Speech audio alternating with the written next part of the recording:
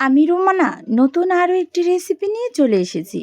আজ আমি ডিম দিয়ে কোহি ভাজি করব। তাই এখানে আমি দুটো বড় সাইজের কোহি নিয়েছি। কোহিগুলোকে আমি সুন্দর করে কুচি কুচি করে কেটে নিয়েছি। তো এখন আমি পানিতে এই কোহিগুলোকে একটু সেদ্ধ করে নিব।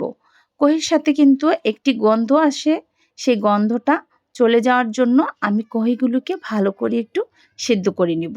তো সেদ্ধটা কিন্তু হয়ে আসছে, এখন আমি পানি থেকে এভাবে ছেঁকে নিব।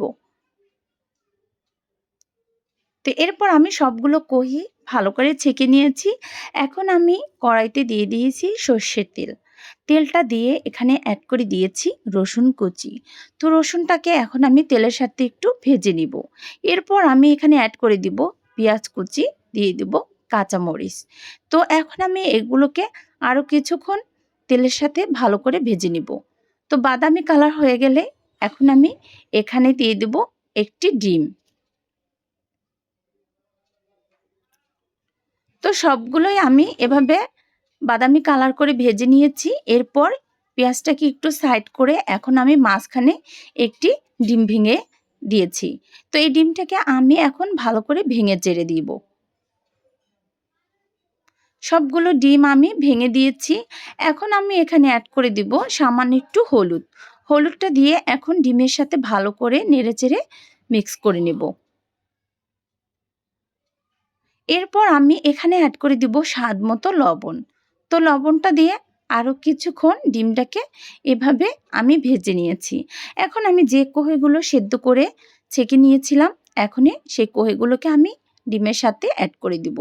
দিয়ে এখন আমি ভালো করে ভাজিটাকে এভাবে নেড়েচেড়ে করে নিব। তো এই ডিম দিয়ে এই কোহে ভাজিটা করলে খেতে ভীষণ মজা হয়। মাশাআল্লাহ, দারুণ একটা কালার চলে আসছে। এখন আমি ঢাকনা দিয়ে কিছু সময় ঢেকে রেখেছিলাম। ঢাকনা তুলে আর একটু এভাবে নেড়েচেড়ে দিয়েছি। ভিডিওটা ভালো লাগলে লাইক কমেন্ট শেয়ার করতে ভুলবেন না, নিত্য নতুন রেসিপি পাওয়ার জন্য। আর এভাবে কোহি ভাজিটা করলে খেতে কিন্তু সবাই পছন্দ করে। তো ভাজিটা কিন্তু আমার রান্নাটা সম্পূর্ণ শেষ। এখন আমি আরও একটু ঢাকনা দিয়ে ঢেকে দিব।